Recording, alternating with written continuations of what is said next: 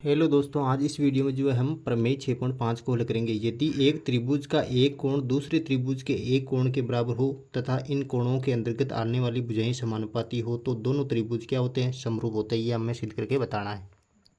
देखो, जो प्रमेय 6.5 में दिया क्या है, यानी कि ये दो भुजाएं समानुपाती दे रखी है। देखो, ये कोण बराबर दे रखा, कोण ए बराबर कोण डी, यानी कि कोण ए बराबर कोण डी दे रखा आपको। और इन कोणों के अंतर्गत आने वाली भुजाएं क्या समानुपाती ये दे रखा है, यानी कि ए बी बटा हुआ डी ई दे रखा है और ए सी बटा हुआ आपको डी एफ दे रखा है। और हमें सिद्ध क्या करना है, सिद्ध करना है त्रिभुज जो ए बी सी है वो समरूप है त्रिभुज डी ई एफ के।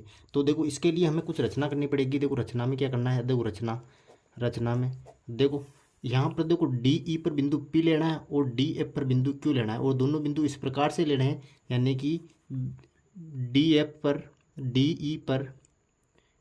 ई पर बिंदु पी वह डी एफ पर बिंदु क्यू इस प्रकार लिया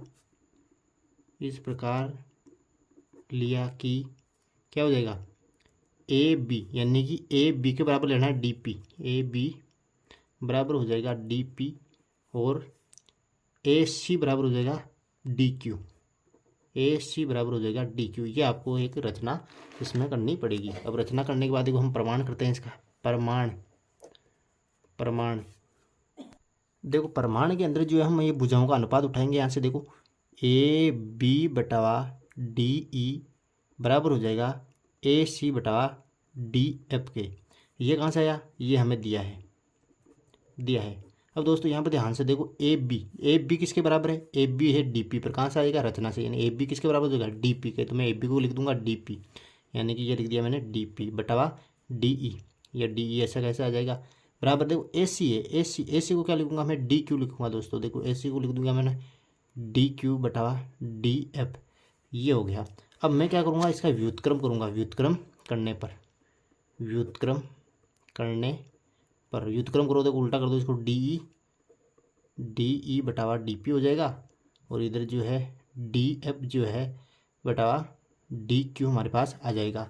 अब जो दोस्तों मैं दोनों तरफ से एक घटा दूंगा, दोनों तरफ एक घटाने पर देखो, दोनों तरफ एक घटाऊंगा, देखो डी ई बटावा डी पी माइनस एक बराबर डी एफ बटावा डी क्यू माइनस का एक। ये हो गया। अब देखो नीचे लघुत्तम लो इसका एक डी पी और एक का लघुत्तम लगा गया तो कितना गया, डी पी आ गया आपके पास।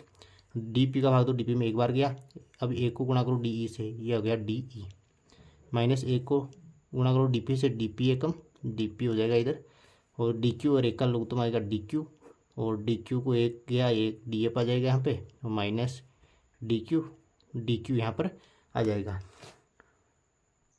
अब जो है देखो, डी ई में से डी पी निकालूंगा मैं। देखो डी ई कहाँ है, डी ई में से मैं डी पी निकालूंगा तो क्या बचेगा हमारे पास, पी ई बचेगा। दोस्तों यहाँ पर डी ई में से डी पी निकाल दूंगा तो मैं क्या बचेगा मेरे पास, पी ई बचेगा, नीचे डी पी आ जाएगा ऐसा कैसा, बराबर डी एफ में से डी क्यू निकालूंगा मैं। देखो डी एफ में से मैंने डी क्यू निकाल दिया तो क्या बचा मेरे पास, क्यू एफ निकला, यानी डी एफ में से डी क्यू निकाल दिया, क्या बचेगा, क्यू एफ बचा दोस्तों मेरे पास। ये हो जाएगा डी क्यू। देखो ऊपर हमने क्या किया था, व्युत्क्रम किया था, मैं वापस व्युत्क्रम कर दूंगा इसका। पुनः व्युत्क्रम करने पर,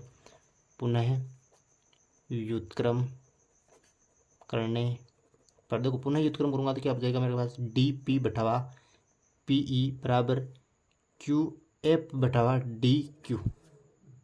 अब देखो दोस्तों यहाँ पे डी पी, यानी कि डी पी बटावा पी ई, डी पी बटावा पी ई हो गया, क्यू एफ बटावा मेरे पास क्या आ गया, डी क्यू आ गया। दोस्तों यहाँ पर थोड़ा गलत हो गया, देखो इसको भी व्युत्क्रम करना है इसका भी, यानी कि डी क्यू बटावा क्यू एफ आ जाएगा यहाँ पे। तो देखो भुजाओं का अनुपात बराबर आ गया। देखो इस भुजा जो है अनुपात मेरे पास बराबर आ गया। तो देखो त्रिभुज डी ई एफ में देखो, यदि ये जो है भुजाओं का अनुपात बराबर है तो थेल्स प्रमेय के विलोम से क्या हो जाएगा, ये पी क्यू और ई एफ जो है समांतर हो जाएगी। यानी यहाँ पर डी पी बटा पी ई है, डी क्यू बटा क्यू एफ, यानी भुजाओं का अनुपात बराबर है। थेल्स प्रमेय के विलोम से क्या हो जाएगा मेरे पास, थेल्स प्रमेय के विलोम से आ जाएगा पी क्यू समांतर हो जाएगी ई एफ के, यानी कि पी क्यू समांतर हो जाएगी ई एफ के। अब दोस्तों ध्यान से देखो, यहाँ पर पी क्यू समांतर है ई एफ के, तो ये संगत कोण भी तो आपस में बराबर हो जाएंगे, क्योंकि यदि दो भुजाएं समांतर हो तो उनको कोई तिर्यक रेखा ऐसे काटे तो उनके संगत कोण क्या होते हैं, बराबर होते हैं।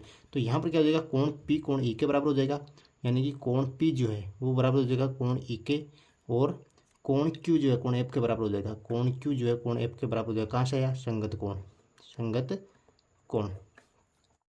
देखो अब जो है ये कोण बराबर लाने के बाद आपको करना त्रिभुज ए बी सी व डी पी क्यू में लेना। देखो त्रिभुज ए बी सी व त्रिभुज डी पी क्यू में देखो ए बी बराबर हो जाएगी डी पी के, ए बी बराबर हो जाएगी डी पी के। कहाँ से आई? रचना से, रचना से। यहाँ पर दे रखा है रचना के अंदर की ए बी बराबर है डी पी के, और ए सी बराबर किसके? डी क्यू के, यानी कि ए सी बराबर है डी क्यू। ये भी कहाँ से आया?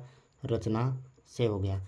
और ये कोण ए बराबर कोण डी के हो गया, कोण ए बराबर कोण डी के। ये क्या है? दिया है हमें, यानी कौन सा नियम लिखा? एस ए एस, यानी कि एस ए एस नियम से, एस ए एस सर्वांग समता के नियम से, सर्वांग समता के नियम से क्या हो जाएगी?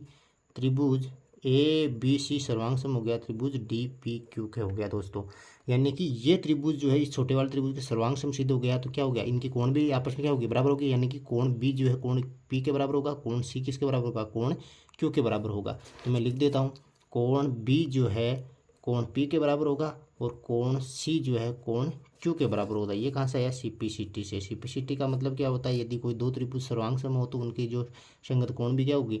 बराबर हो जाएंगे।